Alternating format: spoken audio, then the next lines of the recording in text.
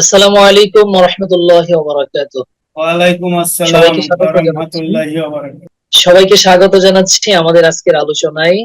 Sir, আপনাকে ধন্যবাদ জানাচ্ছি, কৃতজ্ঞতা প্রকাশ করছি আপনাকে একসাথে হওয়ার আসসালাম। জন্য। আমাদের আজকের টপিক পূর্ব নির্ধারিত ছিল, অর্থাৎ আমরা প্রত্যেক সোমবারে আলোচনাটা করব পূর্ব নির্ধারিত কোন টপিক নিয়ে। আমাদের আজকের আলোচনার টপিক হচ্ছে সন্তান এবং সম্পদ। সন্তান এবং সম্পদ নিয়ে আমরা কোরআন এবং হাদিসের রেফারেন্স সহকারে তথ্যবহুল আলোচনা করার চেষ্টা করব ইনশাআল্লাহ তাআলা। তো শুরুতেই রুবেল ইসলাম স্যার, আপনাকে আমন্ত্রণ জানাচ্ছি। সন্তান এবং সম্পদ, এই দুইটা বিষয় নিয়ে আপনি কোরআন এবং হাদিসের আলোকে কিছু কথা আমাদেরকে শোনাবেন ইনশাআল্লাহ। ধন্যবাদ স্যার আপনাকে। আমি শুরু করছি। আলহামদুলিল্লাহ ওয়াসসালাতু ওয়াসসালামু আলা রাসূলিল্লাহ ওয়া আলা আলিহি ওয়া সাহবিহি আজমাইন, আম্মা বাদ। আউযু বিল্লাহি মিনাশ শাইতানির রাজীম। বিসমিল্লাহির রাহমানির রহিম। ইন্না আনজালনাহু কুরআনাল আরাবিয়ান লাআল্লাকুম তা'কিলুন। রব্বি ইশরাহ লি সাদরি ওয়া ইয়াসসির লি আমরি ওয়াহলুল উকদাতাম মিন লিসানি ইয়াফকাহু কওলি। রব্বি জিদনি ইলমা। বিষয়ভিত্তিক আলোচনার আজকে প্রথম পর্ব। সুপ্রিয় শ্রোতা মণ্ডলী, আমরা আজ একটি গুরুত্বপূর্ণ বিষয় নিয়ে আলোচনা করব। সম্পদ ও সন্তান আল্লাহর পক্ষ থেকে এক মহা পরীক্ষা। প্রকৃত পক্ষে আমাদের জীবনের সবকিছুই আসলে আল্লাহর পক্ষ থেকে একটি পরীক্ষা। আর সেই পরীক্ষার অন্যতম বড় দুটি মাধ্যম হলো আমাদের ধন সম্পদ ও সন্তান সন্ততি। আল্লাহ তাআলা মানুষকে দুনিয়ায় প্রেরণ করেছেন পরীক্ষার জন্য। যেমনটি তিনি পবিত্র কোরআনে ইরশাদ করেছেন, তিনি আল্লাহ যিনি সৃষ্টি করেছেন মৃত্যু ও জীবন, যাতে তোমাদের পরীক্ষা করেন। সম্পদ আমাদের জীবনের একটি গোপন ফিতনা বা পরীক্ষা। আল্লাহ বলেন, মানুষের কাছে শোভনীয় করা হয়েছে তাদের আকাঙ্ক্ষার সামগ্রী, নারী, সন্তানাদি, উপকৃত স্বর্ণরৌপ্য, চিহ্নযুক্ত ঘোড়া, গবাদি পশু এবং ক্ষেত খামারের প্রতি ভালোবাসা। এই সব কিছু আসলে দুনিয়ার জীবনের ভোগ্য সম্পদ। আর আল্লাহর কাছে রয়েছে উত্তম প্রত্যাবর্তন স্থল। যখন একজন মানুষকে আল্লাহ সম্পদ দান করেন, তখন আসলে তিনি দেখতে চান যে এই বান্দা কি কৃতজ্ঞ থাকে, সে কি হালাল পথে উপার্জন করে, সে কি আল্লাহর নির্ধারিত হক আদায় করে।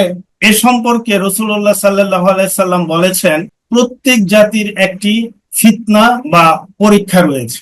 আর আমার উম্মতের ফিতনা বা পরীক্ষা হলো তার ধন সম্পদ। অর্থাৎ ধন সম্পদের প্রতি ভালোবাসা মানুষকে গাফেল করে ফেলে, উদাসীন করে ফেলে। অনেকে হালাল হারামের পার্থক্য না করে উপার্জনে ব্যস্ত হয়ে পড়ে, যাকাত দেয় না, দান সদকা থেকে বিরত থাকে। অথচ কিয়ামতের দিন আল্লাহ প্রশ্ন করবেন, তোমার এই সম্পদ তুমি কোথা থেকে উপার্জন করেছিলে এবং কোথায় ব্যয় করেছিলে। অবশ্যই সম্পদ আল্লাহর পক্ষ থেকে পরীক্ষা, এ কথাটি খুবই গভীর ও গুরুত্বপূর্ণ। প্রকৃত পক্ষে আল্লাহ আমাদের ধন সম্পদ দিয়ে দেখেন আমরা আসলে কতটা কৃতজ্ঞ থাকি, কতটা ন্যায় ও ইনসাফের সাথে তা ব্যবহার করি। কেউ ধনী হয়ে অহংকারী হয়, আবার কেউ ধনী হয়ে গরিবের পাশে দাঁড়ায়, এটাই বাস্তব। আব্দুর রহমান ইবনে আউফ রাদিয়াল্লাহু আনহু ছিলেন রাসূলুল্লাহ সাল্লাল্লাহু আলাইহি ওয়াসাল্লামের অন্যতম একজন আশরাফ সাহাবী এবং ইসলাম গ্রহণের শুরুর দিকে সাহাবীদের এক হিজরতের সময় তিনি সবকিছু মক্কায় রেখে মদিনায় চলে যান। তখন তার কাছে কিছুই থাকে না। হিজরতের পর তিনি মদিনাতে ব্যবসা শুরু করেন। নিজের পরিশ্রম ও আল্লাহর বরকতে তিনি অল্প সময়ে অনেক ধনী হয়ে ওঠেন। তিনি ছিলেন অন্যতম শ্রেষ্ঠ ব্যবসায়ী সাহাবীদের একজন। এখানেই ছিল আসলে তার পরীক্ষার জায়গা। এই বিশাল সম্পদ তিনি কিভাবে ব্যয় করবেন। তিনি একবার 700 উট বোঝাই মাল সহ একটি বিশাল কাফেলা মদিনায় নিয়ে আসেন। সাহাবীরা বলল, এটা ছিল মদিনার ইতিহাসে সবচেয়ে বড় বাণিজ্য কাফেলা। কিন্তু তিনি শুনলেন উম্মুল মুমিনিন আয়েশা রাদিয়াল্লাহু আনহা বলছেন, আমি রাসূলুল্লাহ সাল্লাল্লাহু আলাইহি সাল্লামকে বলতে শুনেছি, আব্দুর রহমান ইবনে আউফ, জেনে রেখো তুমি জান্নাতে ধীর গতিতে প্রবেশ করবে, সম্পদের হিসাব দিতে দিতে না। তিনি এই কথা শোনার পর সেই পুরো কাফেলা 700 উট ও সম্পদ মাল আল্লাহর রাস্তায় দান করে দিলেন। তিনি বললেন, আমি চাই না আমার এই ধন সম্পদ, যে ধন সম্পদ আমাকে জান্নাতে পৌঁছাতে দেরি করে দিবে। আব্দুর রহমান ইবনে আউফ রাদিয়াল্লাহু আনহু এর জীবনের সম্পদ ছিল এক বিরাট পরীক্ষা, কিন্তু তিনি সেই পরীক্ষায় উত্তীর্ণ হন কৃতজ্ঞতা, বিনয় এবং দানশীলতার মাধ্যমে। তিনি প্রমাণ করেছেন ধনী হওয়া পাপ নয়, কিন্তু সেটাকে আল্লাহর সন্তুষ্টির পথে ব্যবহার করাটাই হচ্ছে আসল চ্যালেঞ্জ। স্যার চমৎকার আলোচনা করেছেন।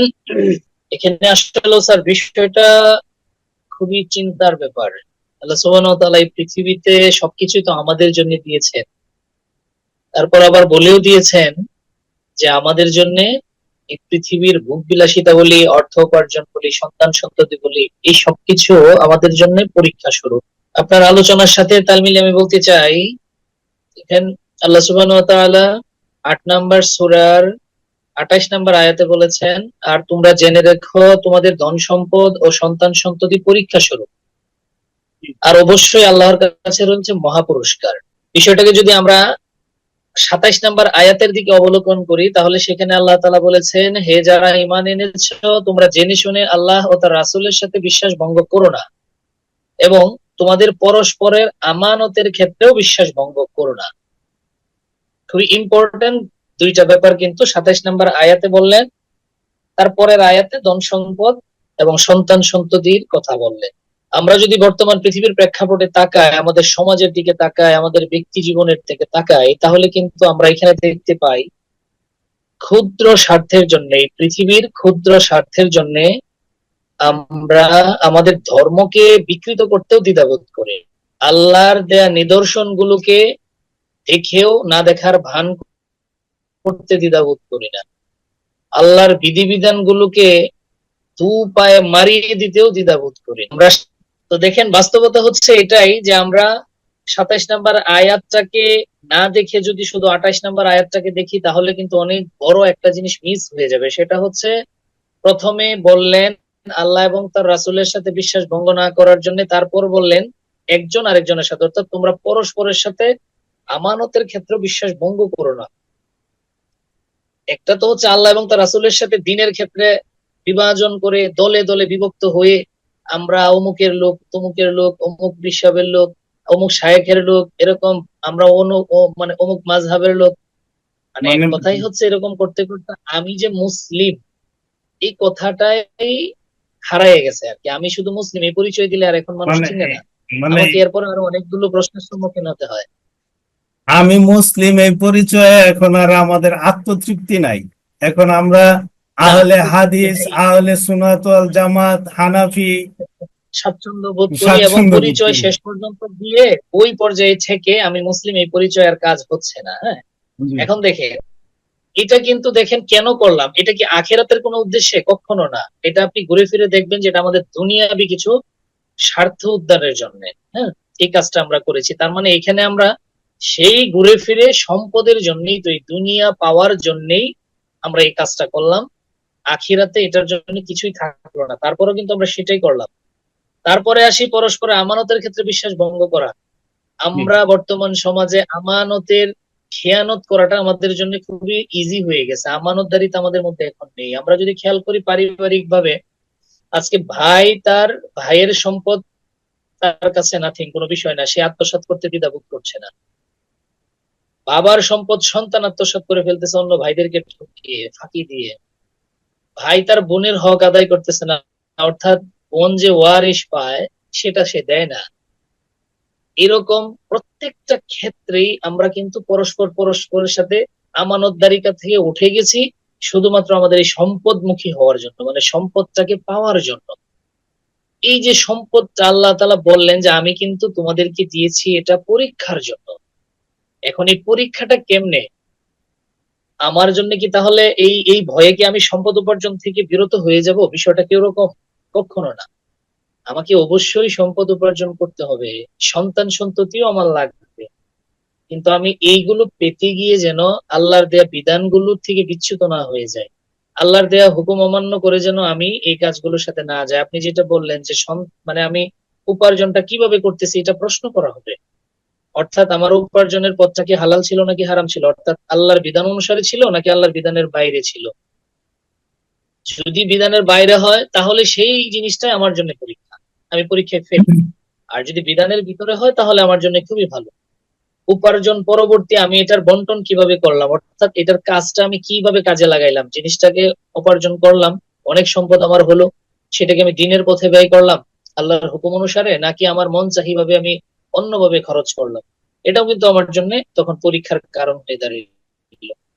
আমরা যদি খেয়াল করি দেখেন আল্লাহ কুমুত্তাকাসুর, ওইখানে আল্লাহ তাআলা কি বলছেন, মানে প্রাচুর্যের মোহ আমাদেরকে গাফেল করে দিয়েছে।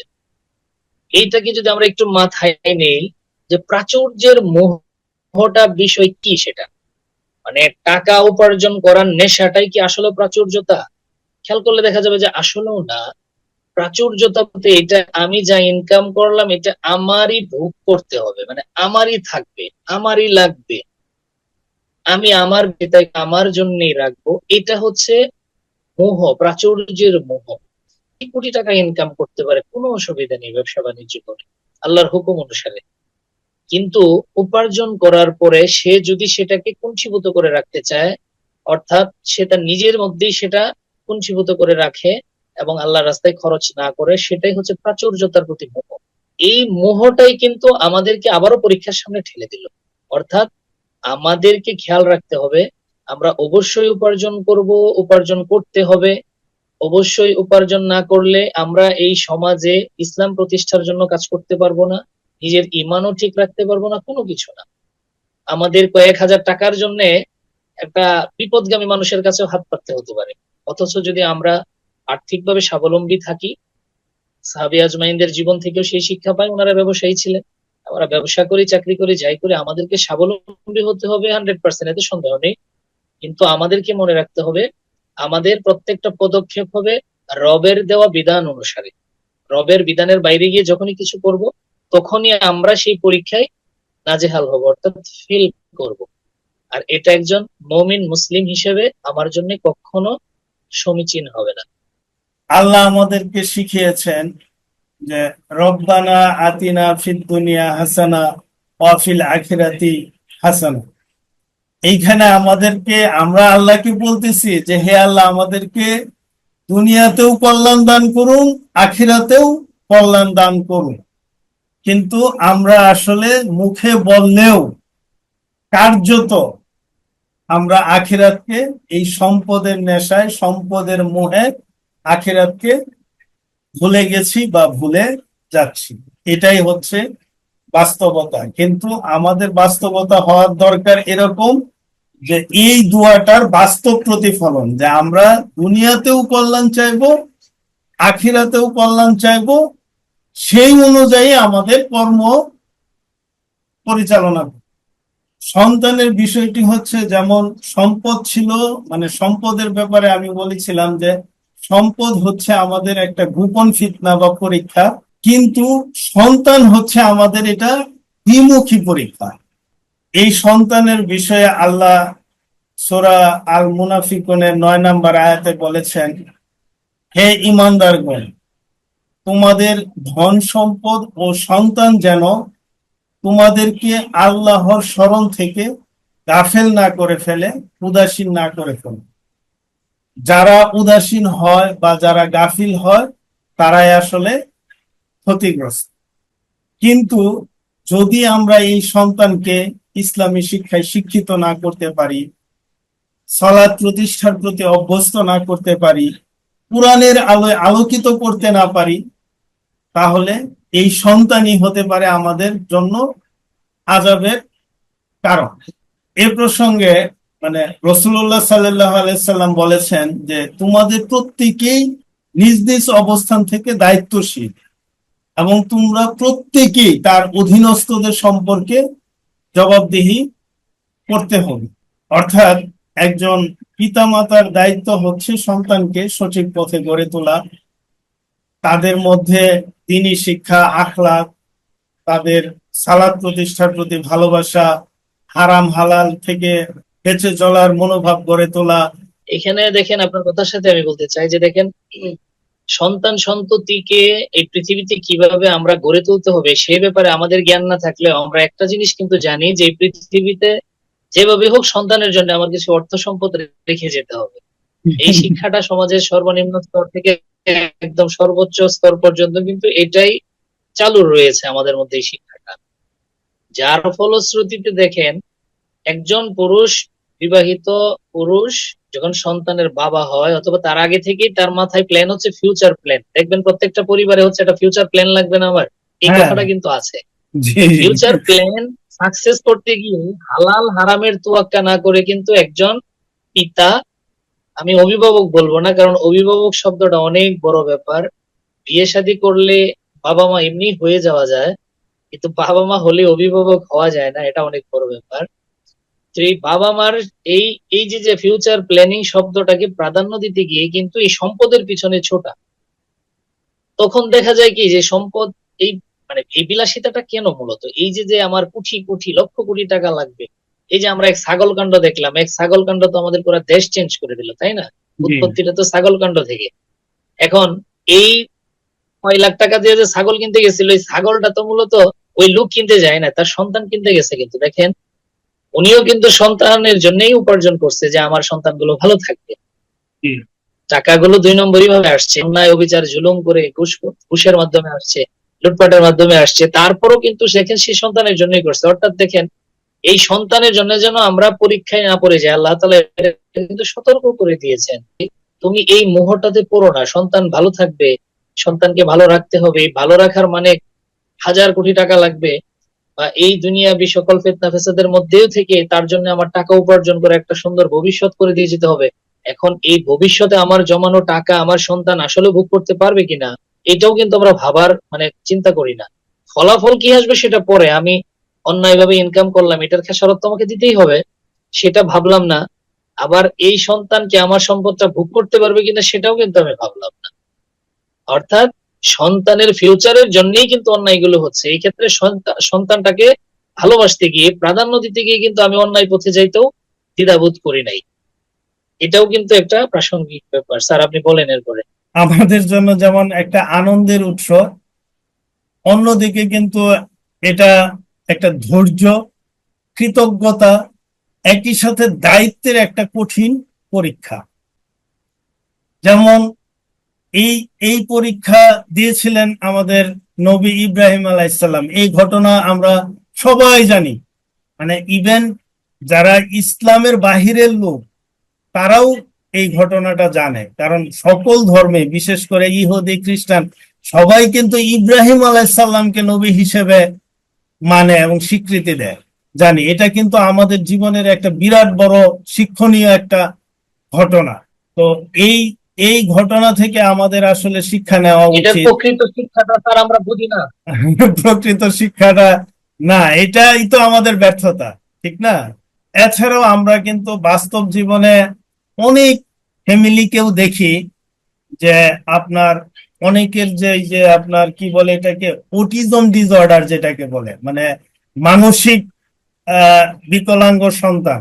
এটা কিন্তু আমাদের সমাজে অনেকে এটাকে অভিশাপ, পাপের ফল এই ধরনের হিসেবে আখ্যায়িত করে, কিন্তু না, এটা কিন্তু আসলে আল্লাহর পক্ষ থেকে একটা বিরাট বড় পরীক্ষা। তো এই রাইট, রাইট। এই বিষয়গুলো আসলে আমাদেরকে একটু মাথায় রাখা দরকার যে সম্পদ, সন্তান, এগুলো আল্লাহর পক্ষ থেকে যেমন বিরাট বড় এক নিয়ামত, তেমনি এগুলো আসলে আল্লাহর পক্ষ থেকে এক বিরাট মহা পরীক্ষা। আল্লাহর এই পরীক্ষা থেকে আসলে সফল হওয়ার জন্য আমাদের কিছু বিষয় মেনে চলা উচিত।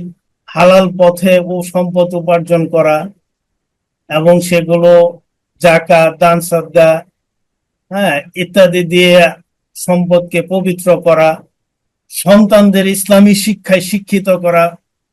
ইসলামী শিক্ষায় বলতে অবশ্যই সন্তানকে কোরআনের শিক্ষায় শিক্ষিত করা, কারণ আমাদের এটা বললেই ভালো, এটা বললেই ভালো। ইসলামী শিক্ষা এই উপমহাদেশ সহ সারা বিশ্বের সব জায়গায় ইসলামী প্রতিষ্ঠান আছে, কিন্তু আসলে প্রকৃত কোরআনের শিক্ষা কতটুকু আছে সেটা আমরা সারা বিশ্ব, সমাজ, পরিবারের দিকে তাকাইলেও আমরা বাস্তব চিত্র দেখতে পাচ্ছি।